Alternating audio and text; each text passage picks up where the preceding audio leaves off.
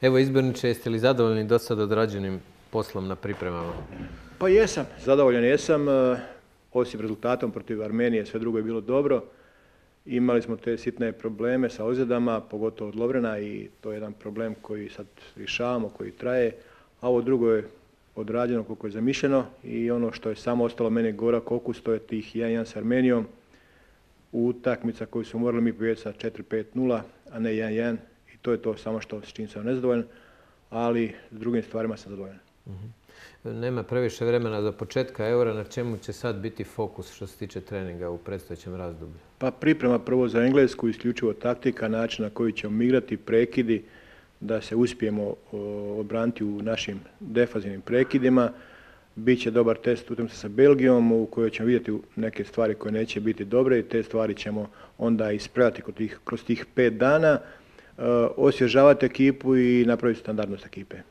Evo, spomenuli ste utakmicu s Armenijom, jel možete izvući neke pluseve i minuse, odnosno pozitivne i neke negativne stvari iz te utakmice? Pa veliki je plus da smo stvorili 6-7 100% šansi koje nismo stvorili u sve 3 utakmice u kvalifikacijama Slovenija, Cipar i Malta. Minus je da to nismo realizirali, da smo bili tu malo nonšalantni, neodgovorni, nekonkretni i to je taj minus, jer da smo mi te šanse realizirali koje smo bili lakše promašiti nego zabiti, bilo bi rezultat za nas povoljniji, atmosfera bila ljepša, jer uvijek kad pobjediš to je puno, puno lakše. S te strane sam nezadovoljan, ali kad sam vidio da smo mi trčali 118 km na toj utakmici, da smo imali puno high intensity i puno sprinta, onda sam s tim zadovoljan. Dobro, u ovom trenutku su, ajmo reći, trojica igrača malo rovita. Lovrena ste već spomenuli, kakva je situacija s Brekalom i Guardiolom? Lovren radi još uvijek po posebnom programu, ide to sve bolje i bolje. Guardiol i Brekalo imaju ozljedu, pripazit ćemo ih, sačuvat ćemo ih. Ako danas on ne mogu ili sutra na treningu biti 100%, neće biti za utakmicu. Nemamo sad smisla forsirati, nemamo smisla sad njih tjerati na 100% rad ako to nije u redu, ako oni nisu za to spremni. Sačekat ćemo ih, ali mislim po svim nalazima da treba biti dobro sve. Slijedi nam utakmica protiv Belgije, jedne od najboljih reprezentacija na svijetu. Kakvu Hrvatsku možemo očekivati i hoće li to već biti, ajmo reći, generalna proba za Englesku? Za nas veliki test, veliki izazov. Igramo protiv prve reprezentacije svijeta po FIFA-noj ljestvici, jako snažna momčad na njihovom terenu.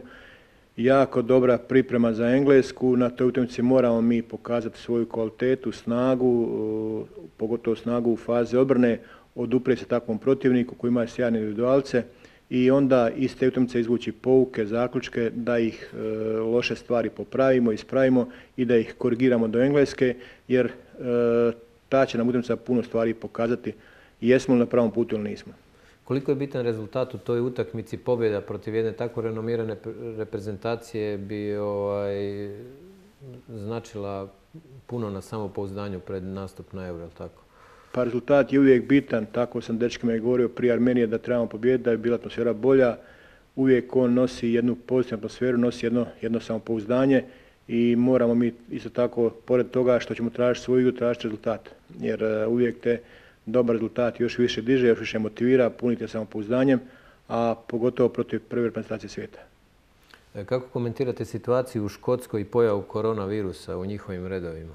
Pa da, oni su imali sad 7 igrača van ekipe i pored toga su odigrali 2-2 sa Nizozemskom, vodili su 2-1 do zadnje minute, a to je taj jedan problem koji sve nas skupa prati, evo i kod nas svakodnevna testiranja, to je jedan psihološki pritisak koji nosi jedan teret, stalno o tome razmišljamo, o tome mislimo, čuvamo se, međutim ne možemo to ni zaustaviti ni spriječiti, to je tako, moramo živjeti s tim.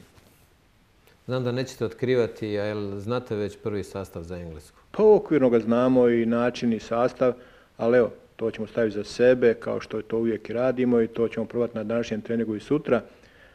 Neke stvari još napraviti, ali ono što je jako bitno, mi se moramo standardizirati, moramo odrediti početnu postavu, moramo dati zadatke igračima i da oni za to se spreme i budu na to spremni.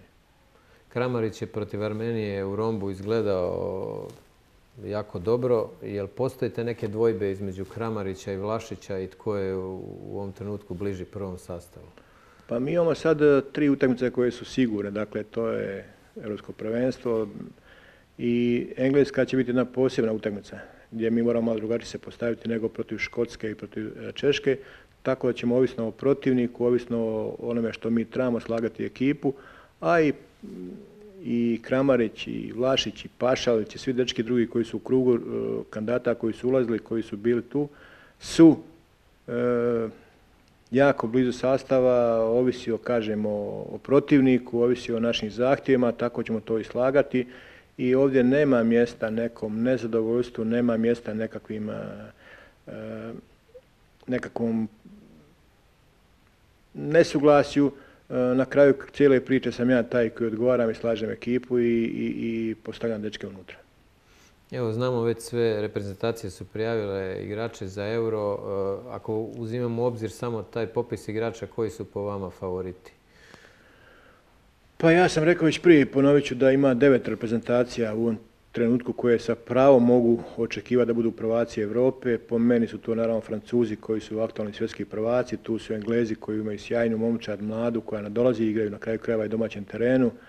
Portugalci aktualni prvaci Europe, tako da to su reprezentacije koji su po meni u najužem krugu, ali svi drugi u koje uključujemo i nas, dakle i Španjolska, i Njemačka, Italija, Nizozemska, Belgija, zaboravio sam spomenuti koji su broja na svijetu, to su reprezentacije koje zaista imaju velike šanse i po meni bit će neizvjesno, kvalitetno i teško europsko prvenstvo. I evo na kraju još samo vaša poruka hrvatskim navijačima pred Euro, a s obzirom da nisu, ajmo reći, bili baš bajni rezultati u posljednjih nekoliko mjeseci. Pa ja sam to rekao našim dečkima na sastancima i ponovit ću ponovo, hrvatski narod nas čeka reprezentaciju Hrvatske da napravi dobar rezultat, da opet učini veselja na hrvatskom narodu i mi to moramo prihvatiti tu odgovornost jer zaista puno stvari je bilo dobrih, tijekom ove 3 godine malo se to pogubilo, rezultati nisu bili najsjajniji, međutim svi ciljevi su ostvareni koji su bili zacrtani. Nama jako puno fale navijači, možda najviše od svih. Zna se sinergija hrvatskih navijača i hrvatske nogometne reprezentacije. Nadam se, vjerujem da ćemo biti mi opet dobri i imamo obvezu prema hrvatskom narodu.